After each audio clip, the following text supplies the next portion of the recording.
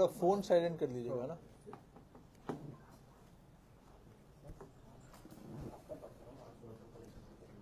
शुरू करें?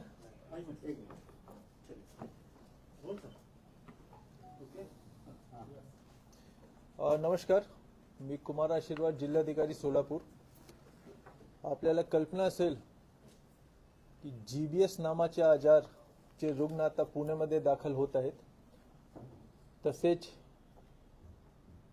सोलापूर जिल्ह्यामध्ये जीबीएस आजारचे 5 रुग्ण आढळून आले आहेत।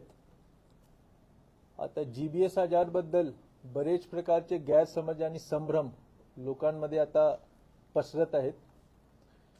नेमका जीबीएस आजार काय आहे, त्याचे लक्षणे काय आहेत, कोणकोणती काळजी घेण्याची आवश्यकता आहे, लक्षणे जर दिसले तर नेमके काय करायचे, कुठे जायचे, कोणाला संपर्क करायचे, हे सर्व बाबीबद्दल माहिती देण्यासाठी आजची ही पत्रकार परिषद आयोजित करण्यात आलेली आहे।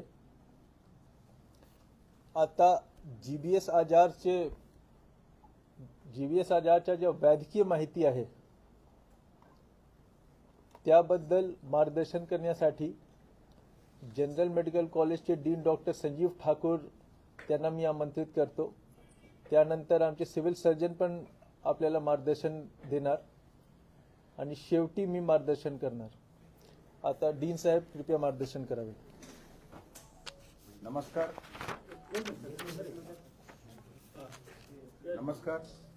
मी डॉक्टर संजीव ठाकूर, स्वतः लॅप्रोस्कोपिक बेरेटिक सर्जन आहे आणि अधिष्ठाता म्हणून मी सोलापूर येथे कार्यरत आहे।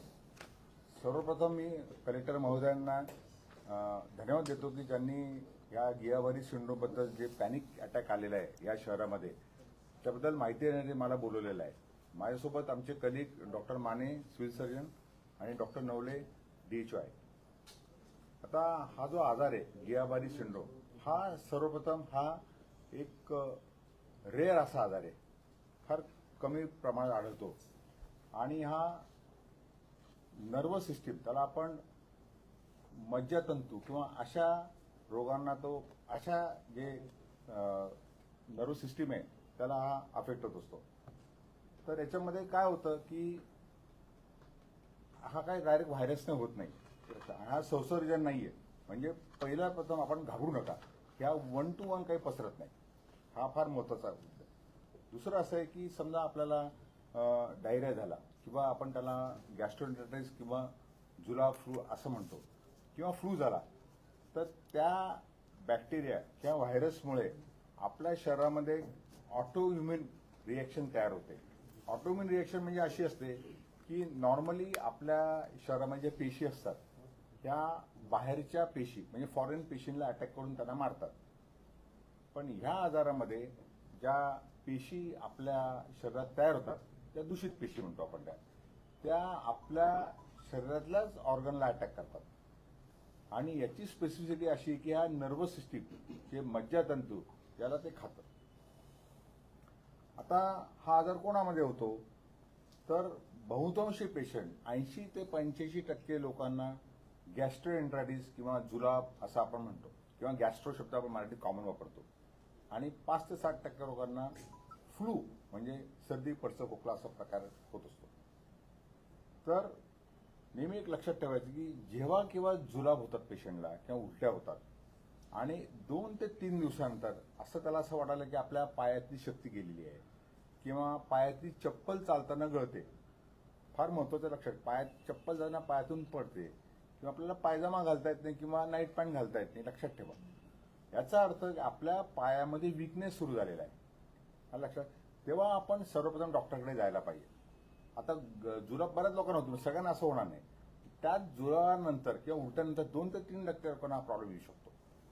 तसंच समजा सर्दी पडसं आपण कॉमन कोल्ड म्हणतो, हा आजार झाला तर 3 दिवसानंतर आपल्याला असं वाटतं की आपल्या पायातली शक्ती गेलेली आहे आणि नंतर हळूहळू मग ते प्रोग्रेसिव्ह होऊन आपल्या हातातली शक्ती जाऊ शकते, आपली जीभ तोंड आपण त्याला बोबडी वळते म्हणतो, लक्षात तुमच्या, आणि गिळायला त्रास होतो आणि दम लागतो, हे लक्षात ठेवा। हे सगळ्या गोष्टी आहेत, या गोष्टी झाल्या तर ताबडतोब आपण डॉक्टरकडे जायचं। आणि काही अंशी तुम्हाला हातापाय मुंग्या येतात, काही म्हणतात आमचे हातपाय जड झालेले आहेत, बोडू थुंकी गळते बघा, अशा गोष्टी होतात. आणि फार रेअर असं आहे की तुम्हाला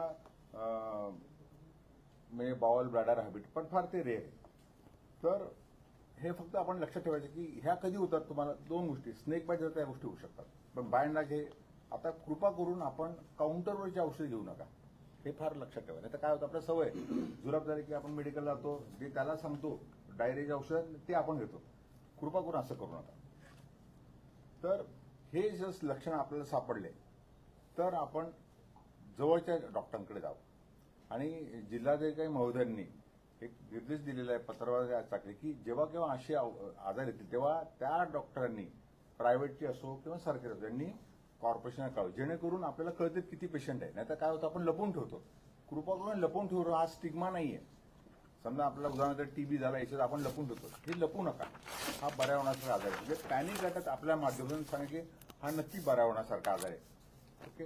आता जेव्हा केव्हा असा आपल्याला शंका आली, आपणच केलं पाहिजे. म्हणजे जो रुग्ण आहे त्याला असं त्याने स्वतः डायग्नोज करतो, तो डॉक्टरने सांगायला नाही पाहिजे. आपल्या हातापायात विकनेस तर आपण लगेच नजीकच्या हॉस्पिटलला जा, तिथे ऍडमिट व्हा.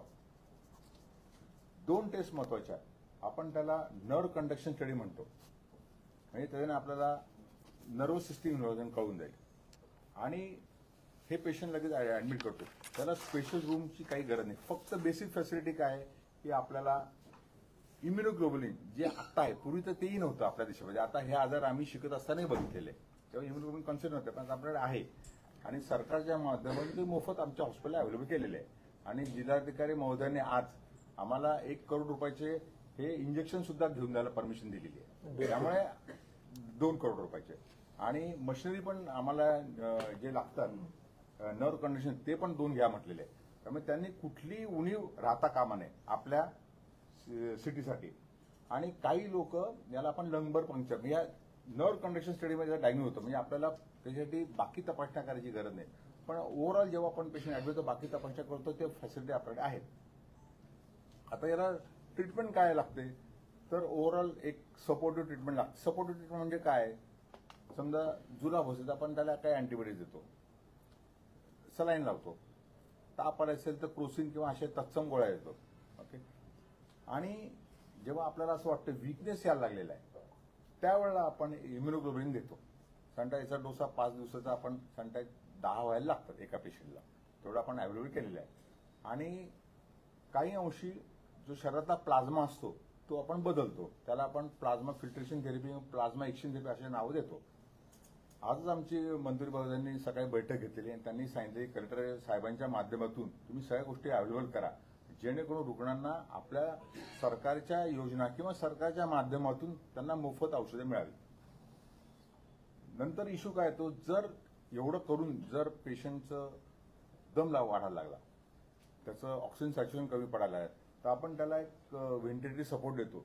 सगळ्यात सोपं म्हणजे काय की कुणी ते करू शकतं की एकदा आपण श्वास घेतला तर 20 काउंट तुम्हाला घेता येतं. नॉर्मली आपण एकदा श्वास 40 म्हणजे 1 2 3 4 बोलू शकतो. 20च्या अलीकडे आला तर आपल्याला व्हेंटिलेटरी सपोर्ट लागू शकतो. म्हणजे O2 सॅच्युरेशन फार लांब झालं, सोपं टेस्ट आहे. आणि ह्या सगळ्या गोष्टी असताना आपल्याला इम्युनोग्लोबिन किंवा प्लाझ्मा हे 2 आठवड्यात द्यायला पाहिजे. म्हणजे आज समजा आपला आजार झाला म्हणजे आज औषध नसेल तर त्यानं काही होत नाही, 1 आठवड्यात आपण हे देऊ शकतो. याच्याने काय होतं, जेव्हा आपण इम्युनोग्लोबिन देतो तेव्हा शरीरातल्या दूषित अँटीबॉडीज आहे त्याला ते बाइंड करतात आणि ते नलिफाय करायचा प्रयत्न करतात. आणि प्लाझ्मा एक्सचेंज थेरपी त्यातल्या दूषित अँटीबॉडीज काढून घेतात. म्हणजे पेशंटची जी रिकव्हरी होते, पूर्वी हे नसताना सुद्धा रिकव्हर झालेले आहे, समजून घ्या. पण हे औषधांमुळे त्याची रिकव्हरी चांगली होते. त्याच्यावर व्हेंटिलेटर सपोर्ट लागण्याची शक्यता कमी असते. आणि पॅरालिसिस जे होतं ते प्रमाण बाय अँड 2 आठवड्यात हा माणूस बरा व्हायला पाहिजे. पण काही काही लिटरमध्ये 6 महिने लागलेले आहेत. पण ते एक. आता कोणामध्ये तीव्रता जास्त जाणवते, तर पहिले 5 वर्षाचे बाळ ज्याची इम्युनिटी तशी वीक असते आणि 60 नंतर जास्त. 60 नंतर कोणाला, ज्यांच्याकडे ब्लड प्रेशर अनकंट्रोल आहे किंवा डायबिटीस अनकंट्रोल, ज्याची इम्युनिटी कमी आहे, तर अशा लोकांना त्याची तीव्रता जास्त येते. तर आपण ह्या गोष्टी घेतल्यानंतर एक फिजिओथेरपी नावाचा कॉन्सेप्ट आहे की समजा तुम्हाला पॅरालिसिस, आता शेवटी कसं आहे, पॅरालिसिस जायला वेळ लागतो.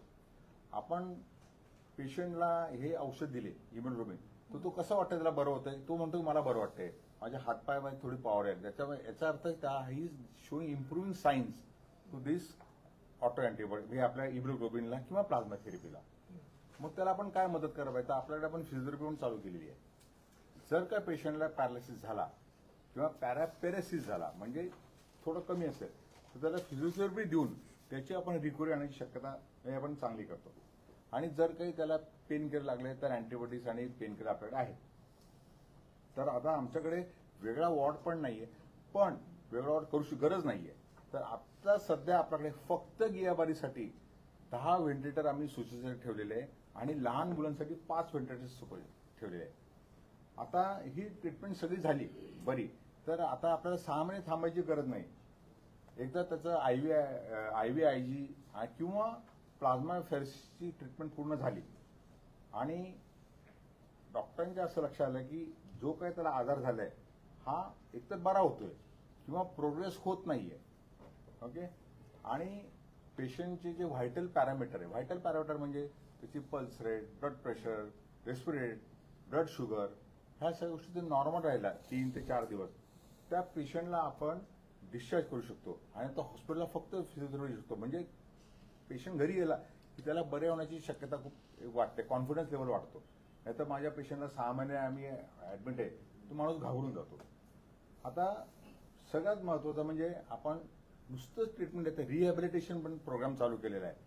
तर आता मी आमच्याकडे फिजिओथेरपी आणि एक मेंटल हेल्थची टीम तयार ठेवली की त्याला ते एक रिहॅबिलिट करतील की तू याच्यातून बाहेर येणार आहेस, म्हणजे त्याला कॉन्फिडन्स लेवल वाढवतील. जेणेकरून कोविडमध्ये आपण बघितलं असेल की मानसिकदृष्ट्या खचला की आजार वाढतो.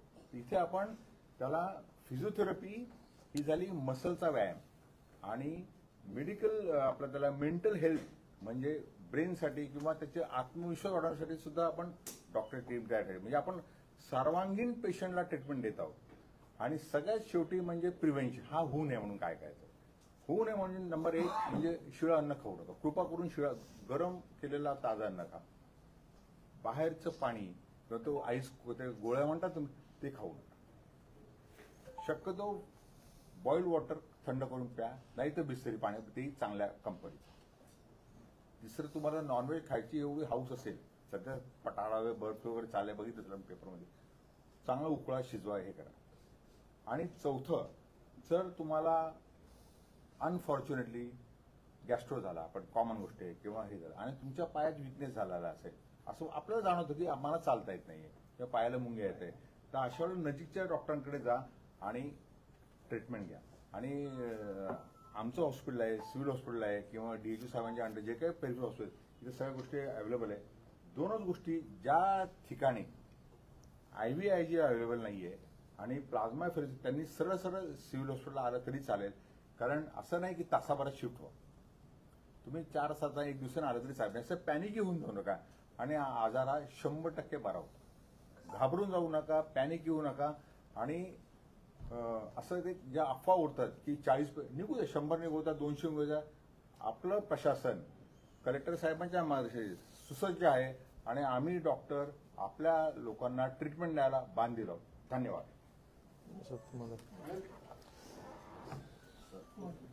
थोडा सिव्हिल सर्जन साहेब आता थोडक्यात मार्गदर्शन करतील, त्यानंतर मी बोलणार.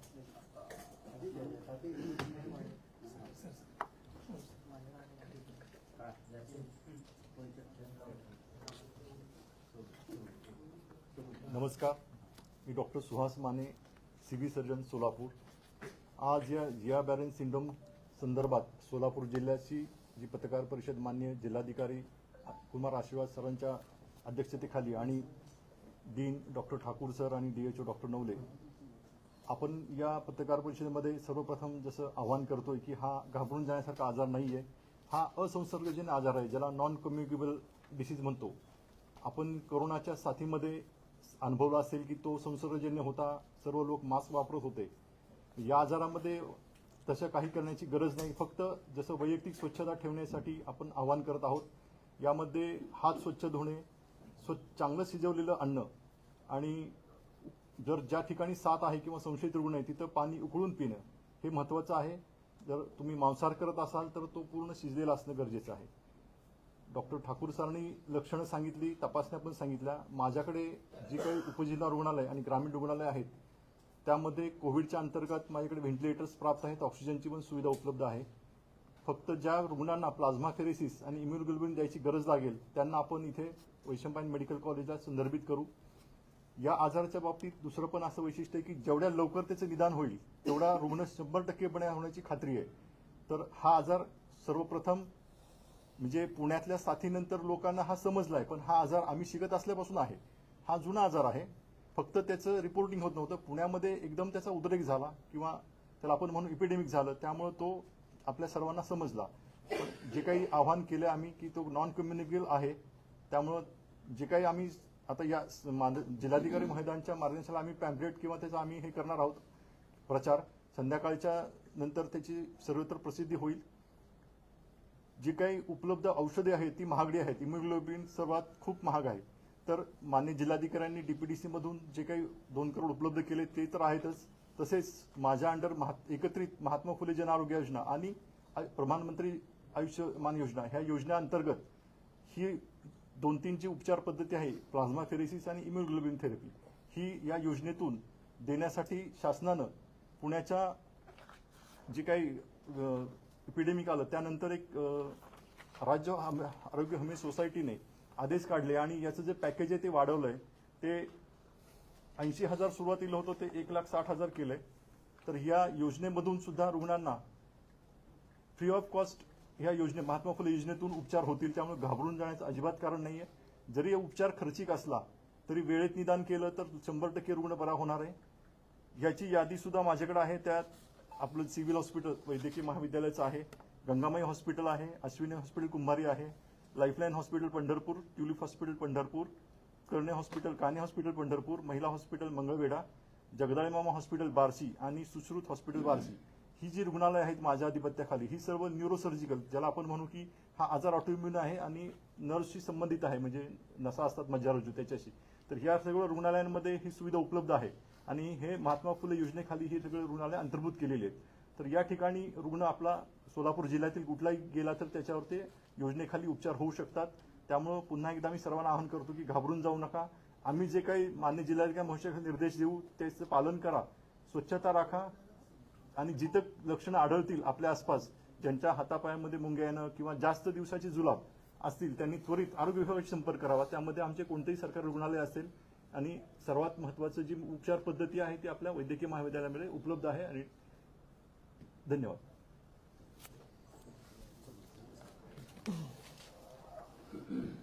आता डीन साहेब आणि सिव्हिल सर्जन साहेबांनी खूप सुंदर मार्गदर्शन केलं आहे. 2-3 महत्वपूर्ण गोष्टी आहेत त्याबद्दल मी शेवटी बोलणार. नंबर 1, हा जो डिझीज आहे, हा जो आजार आहे तो नॉन कम्युनिकेबल आहे, असंसर्गजन्य आहे, हे सर्वांनी लक्षात ठेवलं पाहिजे. नंबर 2, जसं डीन साहेब आणि सिव्हिल सर्जन साहेबांनी सांगितले कोणकोणती काळजी आपल्याला घेतला पाहिजे. मी पुन्हा एकदा रिपीट करतो. पाणी आवर्जून उकळून प्यावे आणि चांगल्या पद्धतीने शिजवून खावे. हात वारंवार आपण धुवावे, स्वच्छता ठेवावी. हे 4 बाबी जर आपण केले तर प्रिव्हेंटिव्ह मध्ये हे खूप पुरेसे काफी असतील. तिसरा जे खूप महत्वपूर्ण बाब आहे तो असा आहे की जर आपल्याला लक्षणे दिसल्यास कृपया करून फार्मसीला जाऊन गोळ्या घेऊन स्वतःचा उपचार करू नका. जवळील हॉस्पिटल किंवा डॉक्टरला तत्काळ संपर्क करावे. जसा डीन साहेबांनी सांगितलं होता, आमच्याकडे निधी पुरेसा उपलब्ध आहे. 2 कोटी रुपये आम्ही डीपीडीसी मधून देत आहोत आणि जर आवश्यकता वाटल्यास आम्ही अजून देऊ. त्याबद्दल कुठल्या प्रकारच्या मर्यादा नाही आहे. तसेच आमचे सर्व डॉक्टर्सची आता बैठक डीन साहेब आणि सिव्हिल सर्जन साहेब ते घेणार आहेत. त्यांना ते मार्गदर्शन करणार आहेत. ते सर्व डॉक्टर्स ते कार्यान्वित असतील. 2 दिवसात आम्ही सर्वे पण हाऊस टू हाऊस सर्वे पण सुरू करणार महापालिका, नगरपालिका आणि ग्रामपंचायत एरियामध्ये. आणि हाऊस टू हाऊस सर्वे जवळपास 30 तारखेपासून सुरू होणार. सर्व प्रायव्हेट हॉस्पिटल्सला संध्याकाळीपर्यंत आम्ही आदेश देणार की जर असे लक्षण असणारे कोणी रुग्ण आपल्याकडे आले तर आपण तत्काळ सिव्हिल हॉस्पिटलला आणि महापालिकेला नोटिफाय करावी. शेवटी मी एवढेच सांगणार की हा जो आजार आहे त्यापासून घाबरण्याची आवश्यकता नाही आहे. सर्व प्रकारची आपण काळजी आवर्जून घ्यावी आणि आपण सर्व मिळून GBS आजारशी लढूया आणि नक्की जिंकूया. धन्यवाद. पाण्याच्या संदर्भात जास्त काळजी घेतली जाते. पाण्याचे नमुने काही तपासले हो. जात आहेत, काय होते ते? त्याबद्दल पाण्याचे जे नमुने आहेत ते महापालिका नगरपालिकामध्ये त्यांच्या नेहमीच टेस्टिंग सुरूच असते. आता हा बॅक्टेरियल इन्फेक्शनसाठी जे टेस्टिंग आहे त्याच्या टेस्टिंग NIV लॅब पुणेमध्ये होत असतो आणि त्यांच्याशी NIV लॅबशी संपर्क साधून आम्ही आमचे वॉटर सॅम्पल पण तिथे पाठवणार की हा जो बॅक्टेरिया तो आहे किंवा नाही आहे. असं महापालिकेकडून सांगण्यात आलं का की बाबा नेहमीच आम्ही पाणी टेस्टिंग करतो? ते त्यांची पाहणी टेस्टिंग सुरू आहे ना. नाही पण सर तिथं महापालिकेकडे साधी लॅब नाही आहे. ऐका, थोडा प्रेस कॉन्फरन्स कशासाठी आम्ही ठेवली आहे ना ते तुम्हाला लक्षात घेतलं पाहिजे. प्रेस कॉन्फरन्स आम्ही GBS आजारसाठी घेतली आहे, महापालिकाचे कामकाजबद्दल नाही आहे. मला पूर्ण बोलू द्या. नेक्स्ट टाइम आम्ही प्रेस कॉन्फरन्स ठेवू किंवा महापालिका आयुक्तनी प्रेस कॉन्फरन्स घेतला तर तुम्ही त्यांच्या कामाबद्दल तुम्हाला जे प्रश्न आहेत ते विचारा. आता फक्त हेच आहे, तुमच्या जे रेग्युलर टेस्टिंग आहे ना, रेग्युलर टेस्टिंग मध्ये आजार येत नाही, आजारसाठी आम्ही टेस्टिंग करत नाही.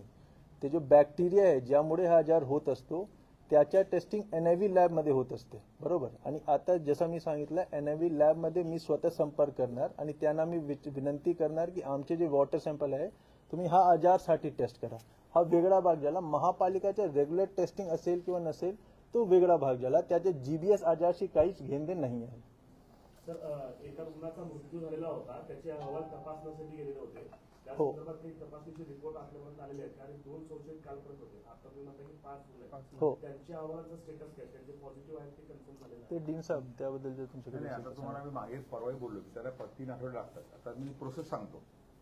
आता जेव्हा आपण एखादं पेशंट डेड बॉडी पोस्टमॉर्टमला येते, 2 टाईपचे पोस्टमॉर्टम असतात. एक तर असतात मेडिकल पोस्टमॉर्टम. मेडिकल पोस्टमॉर्टम पेशंटचा ऍक्सिडेंट झाला किंवा स्टाईफ इंजुरी झाला किंवा पॉइझन आपण PM करतो. ते बघण्याचा दृष्टिकोन वेगळा असतो. आपण जेव्हा क्लिनिकल पोस्टमॉर्टम किंवा त्याला क्लिनिकल ऑटोप्सी म्हणतो त्यावेळेला आम्ही एक टीम तयार करतो. त्यामध्ये फॉरेन्सिक एक्सपर्ट असतात, पॅथॉलॉजिस्ट असतात जे मॅन्डेटरी आहे आणि मायक्रोबायोलॉजिस्ट असतात. हे जेव्हा आपण एखादा तुकडा पाठवतो बायोप्सी कॅन्सर कसं ते एक छोटा तुकडा करून पाठवतो. पण ज्या वेळेला आपण क्लिनिकल ऑटोप्सी करतो त्यावेळेला आपण होल ऑर्गन म्हणजे अख्खं ब्रेन किडनी असं घेत असतो आणि त्याला फिक्सिंग म्हणतात. फिक्स करायला 8 ते 10 दिवस, कारण फॉर्मॅलिन दिवसाला 5 ml आत जातात. त्याच्यानंतर 8 ते 10 दिवस फिक्सिंग लागतात. 8 दिवस त्याला टिश्यू कटिंग लागतात आणि त्याच्यापुढे 3 तास. त्यानंतर 3 आठवडे आपल्याला रिपोर्टिंग लागतात. जर आम्हाला आता ह्या आजारामध्ये डीमायलिनेशन शब्द वापरला. डीमायलिन म्हणजे आपल्या नर्वला स्किन तसं मायलिन शीत असतं. ह्या आजारामध्ये ते शीत काढलं जातं, आपलेच टिश्यू खातात. ते डीमायलिनेशन काही अंशी आपल्या लॅबमध्ये कळतं. आपल्याला जर शंका आली तर आम्ही निमॅन्स एक मोठी इन्स्टिट्यूट आहे, न्यूरोलॉजिकल इन्स्टिट्यूट बेंगलोरला आहे, त्यांचे संपर्क होऊन त्याचा रिपोर्ट येईल. पण क्लिनिकल डायग्नोसिस डायरिया, व्हॉमिटिंग किंवा सर्दी पडसं खोकला 3 दिवसात, weakness in the lower limb, progress in upper limb, we should diagnose Barre unless could otherwise and it will be confirm by this nerve conduction study. त्यामुळे ह्या रिपोर्टचा हिस्टोपॅथचा आणि याचा काही संबंध आहे. जर हे सिम्पटम आहे, nerve conduction study positive, you should be taken गिया बारी.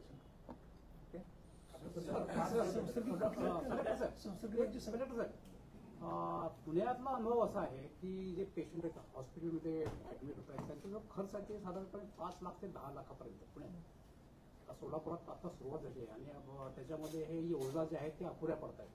तर त्या पार्श्वभूमीवर महापालिकेनं आपले राजेंद्र भोसले सर तिथं आहेत, तर त्यांनी मोफत स्वरूपात ट्रीटमेंट सुरू केलेली आहे. बरोबर. त्याच्या धर्तीवर आपल्याला काही काय करता येईल? म्हणजे जे काही योजना आवश्यकता आपण म्हणताय ती वाढवलेलं वगैरे ते अपुऱ्या पडतात. 1,60,000 आहे ना? 1,60,000. पण जर असा सिच्युएशन जर असा राईज झाला की रुग्णाची संख्या खूप वाढली तर नक्की आम्ही महापालिका आयुक्तशी बोलतो हा ना, आणि त्याप्रमाणे इथे पण करता येईल, पण त्यांची शेकोटी बोलावी लागेल, है ना. आम्ही जर पुण्यामध्ये झालं तर इथे करण्यासाठी काही हे नाही आहे. जास्त आहे. माहित आहे मला, ते एक्सपेन्सिव्ह ट्रीटमेंट आहे, है ना. तर त्यासाठी महापालिका आयुक्त आम्ही बोलून आणि हे करतो. आता ही जी पत्रकार परिषद आहे त्याचा मेन उद्देश आहे की लोकांमध्ये जनजागृती तयार करण्यासाठी आणि आता जे पॅनिक स्प्रेड होत आहे ना त्यावर थोडं हे करण्यासाठी. लोक घाबरत आहेत, मग ते treatment नाही ते सगळे आम्ही तो वर्कआउट आम्ही बसून त्यांच्यासोबत वर्कआउट करू. हे तुमचा खर्चाचा प्रश्न येतोच कसा, वेन यू हॅव अ शासनाने 3 टायर सिस्टीम केलेली आहे. ओके, खर्च हा गौण आहे. सिव्हिल हॉस्पिटल एक असतं विजयन बाय सिव्हिल सर्जन, पब्लिक हेल्थला पेनफिल hospital which under cover DHO आणि overall there is a medical college. या 3 गोष्टी असताना प्रायव्हेटचा प्रश्न येतोच कुठे. तुम्ही लक्षात असेल कोविडमध्ये फक्त सरकारी हॉस्पिटल होतं, तेव्हा प्रायव्हेट बंद होते, तेव्हा सरकारी हॉस्पिटलनं काम केलंच की नाही. नो क्वेश्चन ऑफ मनी. तुम्ही ऐकून घ्या, प्रश्न तुम्ही डायव्हर्ट करताय माहिती. शासनाच्या माध्यमातून कलेक्टर साहेब ह्या त्या डिस्ट्रिक्ट हेड असतात. जेव्हा आम्ही असं सांगितलेलं आहे की सगळ्या गोष्टी मोफत होणार आहेत, तर मग खर्चाचा प्रश्न येतो कुठे. इम्युनो तो पेशंट योजनेत बसो अथवा न बसो, सिव्हिल हॉस्पिटलला त्याला मोफत उपचार होते तेही शासन. त्यामुळे तो हा प्रश्न फायनान्शियल इश्यू येतच नाही. सध्या जीबीएसचे किती रुग्ण आहेत आणि त्यांचं स्टेटस काय? आज आमच्या हॉस्पिटलला काल होता एक रुग्ण, तो बरावून घरी गेलेला.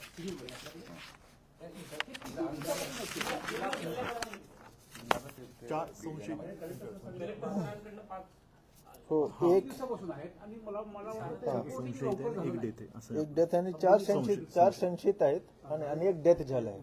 हा, एक डेथ आणि 4 संशयित, एक डेथ, एकूण 5. 40, 35, 41, 59, 55 मतलब 40 ते 60 असा पडला. अदर डिस्ट्रिक्ट मधून आलेले लातूर. आणि बाकी जे 4 आहेत ना ते अदर डिस्ट्रिक्ट मधून आले आहेत. आमच्या जिल्ह्यात कोणी नाही आहेत. मला वाटतं ज्यांची मृत्यू झाली होती ते हत्तूरचे आहेत. हा, ते हत्तूरचेच आहेत. बाकी जे 4 आहेत ते बाहेरचे आहेत, बरोबर आहे ना, बाहेर जिल्ह्याचे आहेत. जिल्ह्याचे बाहेरचे आहेत. हा. ऍडमिट आपल्याकडे कुठून आले आहेत? हा सर, त्याच्या लातूरचा आहे, लातूरचे आहे. अजून निलंगा एक आहे, हम्म, एक निलंगा लातूर एक आहे, अच्छा, इथून तुम्ही अंदूर दिलंय. तालुका निलंगा एक आहे. ओके, बाहेरचे जिल्ह्याचे आहेत. आमच्या जिल्ह्याचे मूळ रहिवासी नाही आहेत. अंदूर निलंगा एक तिथला. एक हे संशयित आहेत सगळे. संचित आहेत मतलब त्यांचे हे टेस्ट रिपोर्ट नाही आले ना. टेस्ट रिपोर्ट नाही आले, हे संचित आहेत. हा संशयित आहेत. क्लिनिकल जे त्यांची लक्षणं बघून आपण ठरवतो त्याच्यावरती आम्ही आता टेस्ट रिपोर्ट नाही आले आहेत. व्हेंटिलेटरवर एक आहेत, एक आहे. एक आहेत व्हेंटिलेटरवर. ठीक आहे. पण तो ठीक आहे, व्हेंटिलेटरवर आहे पण स्टेबल आहे. सर, मागचा अनुभव असा आहे कोरोनाचा की बाबा शासकीय रुग्णालयामध्ये उपचाराची सोय उत्तम असताना देखील काही पेशंट हे खासगी रुग्णालयात गेले, पण खासगी रुग्णालयाकडूनची माहिती प्रशासनाला द्यायला पाहिजे ती दिली नव्हती. न दिल्यामुळे असे काही प्रसंग ओढवले की त्याला प्रशासनाला देखील तोंड देणं अवघड झालं. म्हणजे ह्या दृष्टीनं प्रशासनाने अशा खासगी रुग्णालयाला काय निर्देश वगैरे देणार का की असे मी सांगितलं ना प्रेस कॉन्फरन्स मध्ये, तो सांगितला की आज संध्याकाळीपर्यंत आम्ही आदेश देणार की जर असे लक्षण असणारे कोणी रुग्ण तुमच्याकडे आले तर तुम्ही ताबडतोब महापालिका सिव्हिल हॉस्पिटल सर्वांना त्याची माहिती दिली पाहिजे. आम्हाला एक मतलब असं समजा की प्रायव्हेट हॉस्पिटलमध्ये कोणी गेले तर त्यांच्या एरियामध्ये आम्ही सर्वेक्षणच्या जे इंटेन्सिटी आहे तो वाढवू आणि त्याचे वॉटर सप्लाय कुठून आहे काय त्याबद्दल आम्ही सगळे जे कारवाई येतो करू. त्यासाठी आमच्याकडे ती माहिती आली पाहिजे.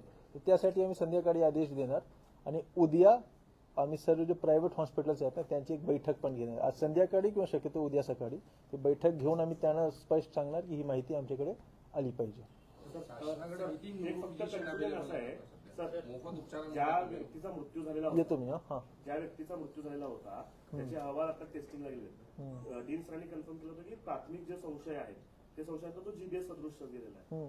पण ते कन्फर्म होतंय का की जीबीएस मुळे मृत्यू झालाय? कारण काही माध्यमांमध्ये असं येतं की जीबीएस मुळे त्याचा मृत्यू झालाय, तर काही लोक त्याला संशयित म्हणतायत. अजून पण नेमकं काय आहे, संशयित आहे की जीबीएस मुळे? तुम्हाला मी तेच बोललो की परत तेच सांगतोय की clinical symptoms plus nerve conductivity abnormality which shows a demyelination, it is Guillain syndrome. Clear अगदी 2+2 4.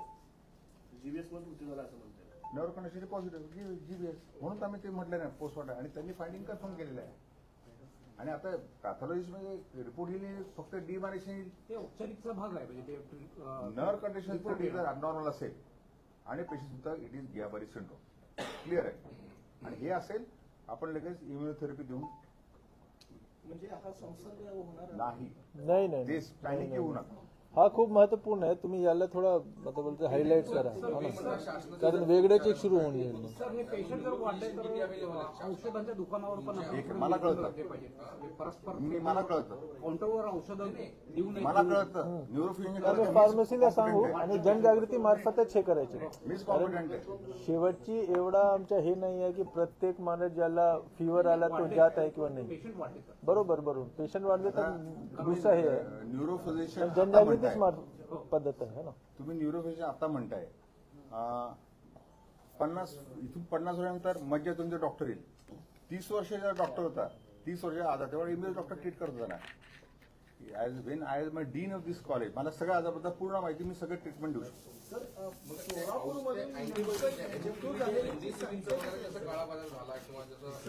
कुठे झाला काळा बाजार? पुण्यातनं आलेलं आहे.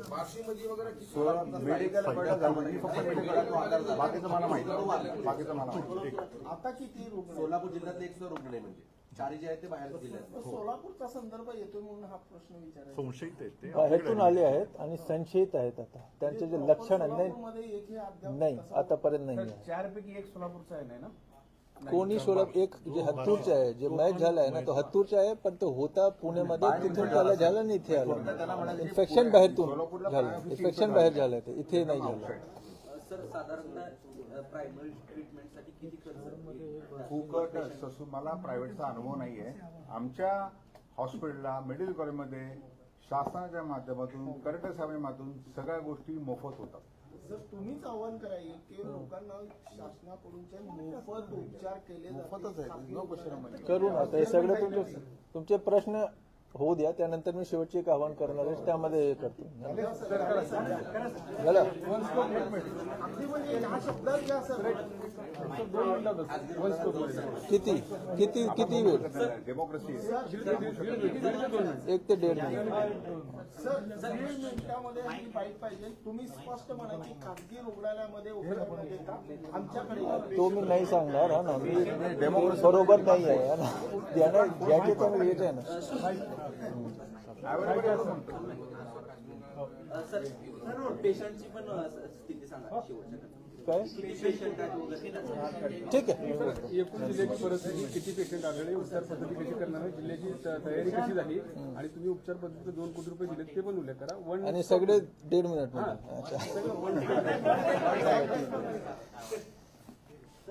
जी नमस्कार, मी कुमार ऐश्वर, जिल्हाधिकारी सोलापूर.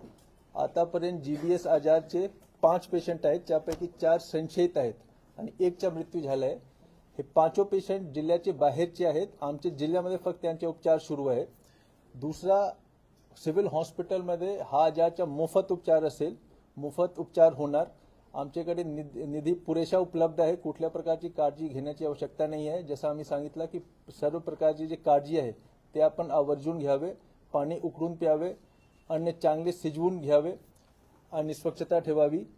आमच्याकडे सर्व प्रकारचे डॉक्टर, सर्व प्रकारचे व्हेंटिलेटर, मेडिसिन, इंजेक्शन आमच्याकडे उपलब्ध आहेत.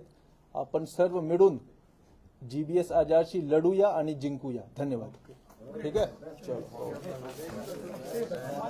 तो इसको ना एक माझी विनंती आहे, तुम्ही ना 2-3 गोष्टीवर थोडा हायलाइट करा. नंबर 1 नॉन कम्युनिकेबल आहे, हा ना, तो नंबर 1. नंबर 2 सर्वात महत्वपूर्ण, कारण कोविडमध्ये सर्वात डेथ जे झाले होते ना, तर कशासाठी झाले होते की लोक ओव्हर द काउंटर जाऊन फार्मसीतून दवा घेत होते, त्यानंतर सीटी स्कोर तुमच्या 10-12 आल्यावर ते हॉस्पिटलमध्ये गेले. तर सर्वात फार्मसीमध्ये जाऊन गोळ्या घेण्याची आवश्यकता नाही आहे. तुम्हाला जर असं वाटत असेल की जुलाब आला, कोल्ड इन्फेक्शन आलं, तर डॉक्टरला तुम्ही आवर्जून व्हिजिट करा.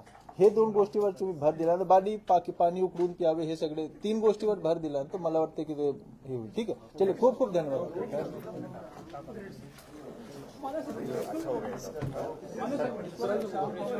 चलेगा. मैं किसको बोल